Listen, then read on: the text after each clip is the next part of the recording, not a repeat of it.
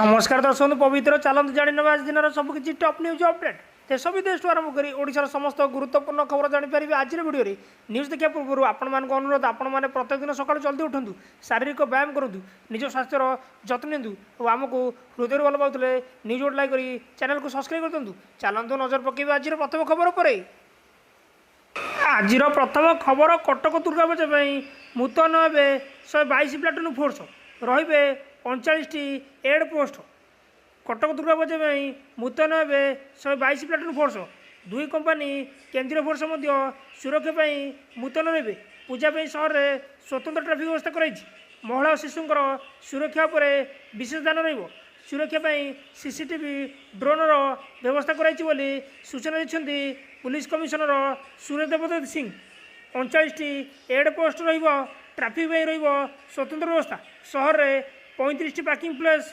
चिन्हट कर सूचना मिली। परवर्ती खबर एलपीजी सिलिंडर रेलवे टिकेट रु पेंशन जाए अक्टोबर 1 बदल नियम लगे बड़ झटका मास आरंभ बदल सबकि ग्राहक पकेट को लगे बड़ झटका प्रति मासर प्रथम तारिख में किसी ना कि परिवर्तन होता है। तेबे आज अक्टोबर 1 रु कौन कौन परिवर्तन होउछि चलतु आगुआ जाणी नवा। प्रति मासर प्रथम दिन पाई गुरुत्वपूर्ण कारण यही दिन साधारण लोकों जीवन को प्रभावित करुवा किसी नियम परिवर्तन हुए एथर किसी नियम परिवर्तन होगा निश्चित। एलपीजी सिलिंडर मूल्य संशोधन अक्टोबर 1 उत्सव मास तेणु लोक मैंने एलपीजी सिलिंडर मूल्य ह्रास आशा कर पूर्व मास गुड़िक कंपानी गुड़िक 19 किलोग्राम एलपीजी सिलिंडर मूल्य ह्रास कर 14 किलोग्राम सिलिंडर मूल्य ह्रास पाई। टिकेट नियम टिकेट जालियाती रोकने रेलवे टिकेट बुकिंग नियम परिवर्तन कर 1 अक्टोबर 2025 रु लागू होगा ए नियम गुड़िक टिकेट काउंटर खोलिबार 15 मिनिट मध्य टिकेट बुक करने को अनुमति देव। बर्तमान ए नियम केवल तत्काल टिकेट बुकिंग प्रযোज्य बोली सूचना मिली। परवर्ती खबर सुपरस्टार को देखा जावा काल अकाल चलीगला 40 जीवन तमिलनाडु दलचकटार मृत्यु संख्या 40 पहुंची एम मध्य 10 शिशु समेत अनेक बल अच्छा घटनार जांच में एक कमिटी गठन कर तमिलनाडु सरकार राजनैतिक बयानबाजी भी आरंभ हो प्रश्न उठुची रैली रे नियमर उल्लंघन होता कि चारिड़े विपर्ययर दृश्य जुआड़े चाहब पड़ी मालमाल चपल फटा लुगा और बोतल खंड विखंड हो पड़ी सामग्री तमिलनाडु कुरुरे अभिनेता तथा नेता विजय रैली रे होइतिबा दलचकटार यह आज दृश्य कांदवाड़ी रे पड़ी कुरुर हस्पिटाल परिसर प्रत्यक्षदर्शी कहवा अनुसार विजय विलम्बर पहुंची संकीर्ण रास्ता असमल भिड़ जो दलचकटा आरंभ होता अणनिश्वासी होगा जो अधिक समय शिशु मृत्यु होता पोस्टमार्टम रिपोर्ट में कहुई किंतु यह पछरे षड्यंत्र होता अभियोग आनी विजय दल। मुख्यमंत्री स्टालिन आज घटनास्थल हस्पिटाल जा आहत पीड़ित परिवार को भेटी सहायतार आसन देते। स्टालिन कहते हाइकोर्ट को जड़े अवसरप्राप्त विचारपति अध्यक्षता एक जांच कमिटी गठन कर रिपोर्ट जहाँ आसो से अनुसार कार्यानुष्ठान हो। तमिलनाडु दलचकटार पुलिस 4 जन नाँ मामला रुजु करपटे भली राजनीतिक रैली उपरे म्याह लगे दाबी बढ़ी दलचकटा पर अभिनेता विजय दुख प्रकाश कर मृतक निकट संपर्क को 20 लेखाएं आहत को 2 लेखाएं देवाक घोषणा कर सूचना मिली। परवर्ती खबर 30 बेलू पुणी एक लघुचाप संभावना पूजा मौज को भंडुर करने राज्य को धाड़ी बांधी लघुचाप गोटे प्रकोप न जाणु आउ गोटे लघुचाप सजबाज है सत जमी प्रतिवर्ष दुर्गा पूजा बेलू एमाने माँ दर्शन पर आसी था सेहीपरि ए 26 तारिख होता लघुचाप वर्षा सामान्य कमी था बेले पुणी आसंता 30 तारिख आसूची आउ एक लघुचाप उत्तर अंडमान सागर एक घूर्णिबलय सृष्टि होवार संभावना रही जार प्रभाव में आसंता 1 तारिख बेलू उत्तर पार्श्ववर्ती केंद्रीय बंगोपसागर लघुचाप क्षेत्र सृष्टि होवार संभावना मिली। जदि पाणीपाग स्थिति अनुकूल रहे तेरे 2 तारिख बेलू यह अव्याहत रूप नेब 3 तारिख सकाल सुधा ओडिशा पश्चिमबंग उपकूल अतिक्रमण कर लघुचाप प्रभाव में आसंता 2 और 3 तारिख में उत्तर ओडिशा उपकूल ओडिशा रे वर्षा संभावना रही ଲଘୁଚାପ ପ୍ରଭାବରେ ଆଗାମୀ 2 ଦିନ ପର୍ଯ୍ୟନ୍ତ ଦକ୍ଷିଣ ଓଡ଼ିଶାରେ ପ୍ରବଳରୁ ଅତି ପ୍ରବଳ ବର୍ଷା ହେବାର ସମ୍ଭାବନା ରହିଛି। କୋରାପୁଟ, ମାଲକାନଗିରି, ରାୟଗଡ଼ା, ଗଜପତି, ଗଞ୍ଜାମ, କଳାହାଣ୍ଡି, ନୂଆପଡ଼ାରେ ପ୍ରବଳ ବର୍ଷା ସହ ପବନ ହେବାର ସମ୍ଭାବନା ରହିଛି ବୋଲି ସୂଚନା ମିଳିଛି। ପରବର୍ତ୍ତୀ ଖବର, ଶ୍ରୀମନ୍ଦିର ଉପରେ ପୁଣି ଚକର କାଟିଲା ଡ୍ରୋନ୍। ସୁରକ୍ଷାକୁ ନେଇ ଉଠିଲା ପ୍ରଶ୍ନ। ଶ୍ରୀମନ୍ଦିର ସୁରକ୍ଷାକୁ ନେଇ ପୁଣି ଉଠିଲା ପ୍ରଶ୍ନ। ବଡ଼ ଦେଉଳ ଉପରେ ଉଡ଼ିଲା ଡ୍ରୋନ୍। ପ୍ରତିବହନ ବାନା ବନ୍ଧା ଯିବା ସମୟରେ ଡ୍ରୋନ୍ ଚକର କାଟୁଥିବା ନଜରକୁ ଆସିଥିଲା। ପ୍ରାୟ 15-20 ମିନିଟ୍ ଧରି ଉଡ଼ିବା ପରେ ଉଭନ ହୋଇଥିଲା ଡ୍ରୋନ୍।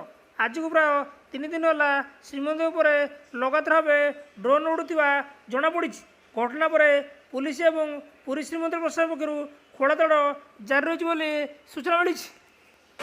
ପରବର୍ତ୍ତୀ ଖବର, ଦଶହରା ଭେଟି ଦେଲେ ମୋହନ ସରକାର। ମହଙ୍ଗା ଭତ୍ତା ବୃଦ୍ଧି ବଡ଼ ଘୋଷଣା କଲେ ରାଜ୍ୟ ସରକାର। ରାଜ୍ୟର ସରକାରୀ କ୍ଷେତ୍ରରେ ଉପକ୍ରମର କର୍ମଚାରୀମାନଙ୍କୁ ଆର୍ଥିକ ଆଶ୍ୱସ୍ତି ପ୍ରଦାନ କରିବା ଲକ୍ଷ୍ୟରେ ଓଡ଼ିଶା ସରକାର ଏକ ବଡ଼ ଘୋଷଣା କରିଛନ୍ତି। ଦୀପାବଳି ପୂର୍ବରୁ ମୁଖ୍ୟମନ୍ତ୍ରୀ ମୋହନ ଚରଣ ମାଝୀ PSU କର୍ମଚାରୀଙ୍କ ପାଇଁ ମହଙ୍ଗା ଭତ୍ତା 200 ଟଙ୍କା ବୃଦ୍ଧି ଅନୁମୋଦନ କରିଛନ୍ତି। ଏହି ସଦ୍ୟତମ ବୃଦ୍ଧି 1 ଜାନୁଆରୀ 2026ରୁ ଲାଗୁ ହେବ, ଯାହା ଓଡ଼ିଶା PSU କର୍ମଚାରୀମାନେ ପାଉଥିବା ମୋଟ ମହଙ୍ଗା ଭତ୍ତା 53% 55%କୁ ବୃଦ୍ଧି କରିବ। ରାଜ୍ୟ ସରକାରଙ୍କ ଏହି ନିଷ୍ପତ୍ତି ଦ୍ୱାରା PSUରେ ନିୟୋଜିତ ଥିବା ପ୍ରାୟ 8 ଲକ୍ଷ ରାଜ୍ୟ ସରକାରୀ କର୍ମଚାରୀ ଏବଂ ପେନ୍ସନଭୋଗୀ ଲାଭବାନ ବୋଲି ସୂଚନା ମିଳିଛି। ପରବର୍ତ୍ତୀ ଖବର, ମୁଣ୍ଡୁଳିରେ ଶୀର୍ଷ ଛୁଇଁଲା 5 ଲକ୍ଷ ଜଳ।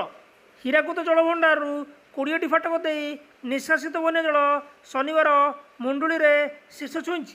ଗତକାଲି ସନ୍ଧ୍ୟା 6ଟା ବେଳକୁ ମୁଣ୍ଡୁଳିରେ ବନ୍ୟା ପାଣି 5 ଲକ୍ଷ କ୍ୟୁସେକ୍ ପ୍ରବାହିତ ହେଉଥିବା ବେଳେ ଶନିବାର ରାତି 9:30 ସୁଦ୍ଧା ତା ବୃଦ୍ଧି ପାଇ 5,92,255 କ୍ୟୁସେକ୍ରେ ପହଞ୍ଚିଛି।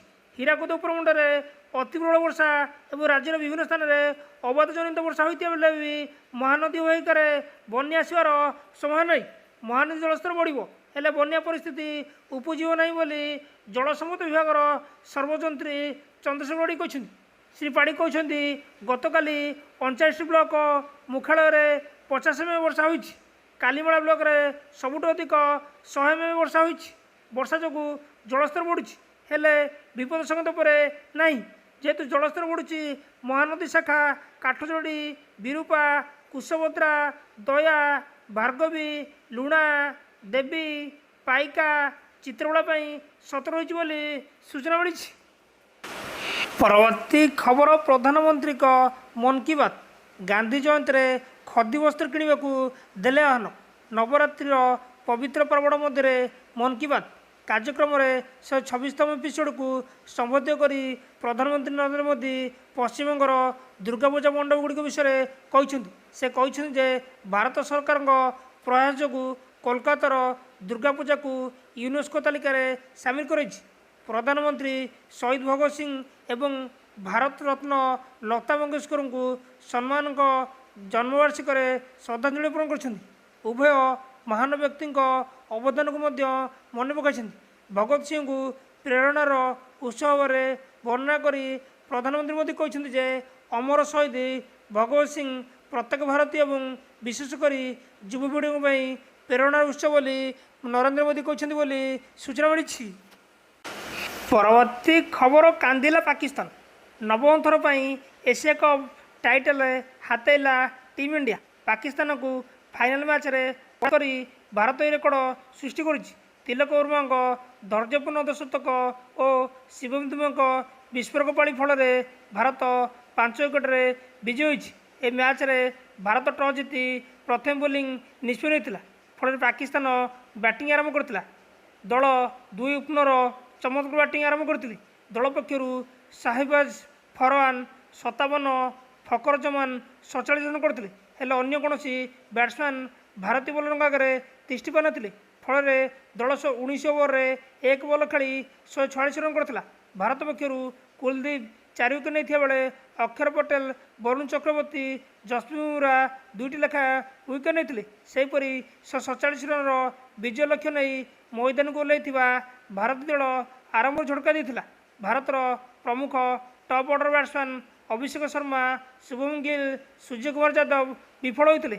ଏହାପରେ ପାଳି ସମୟ ଥିଲେ ତିଲକ ବର୍ମା ଆଉ ତାଙ୍କୁ ସାଥ ଦେଇଥିଲେ ସଞ୍ଜୁ ସାମସନ୍ ଓ ଶିବେନ୍ଦୁ ଦୁବେ। ଫଳରେ ଭାରତ 6 ୱିକେଟରେ ବିଜୟ ହୋଇଛି ବୋଲି ଆଉ ଏସିଆ କପ୍ ନିଜ ନାଁରେ କରିଛି ବୋଲି ସୂଚନା ମିଳିଛି। ନ୍ୟୁଜ୍ଟି ଏଇଠି ସମାପ୍ତ ହେଇଛି। ନ୍ୟୁଜ୍ଟି ଭଲ ଲାଗିଥିଲେ ଆପଣମାନଙ୍କ ଅନୁରୋଧ ନିହାତି ଭାବେ ନ୍ୟୁଜ୍ ଗୋଟେ ଲାଇକ୍ କରି ଚ୍ୟାନେଲକୁ ସବସ୍କ୍ରାଇବ୍ କରିଦିଅନ୍ତୁ ଆଉ ଆପଣଙ୍କ ସ୍ୱାସ୍ଥ୍ୟର ଯତ୍ନ ନିଅନ୍ତୁ।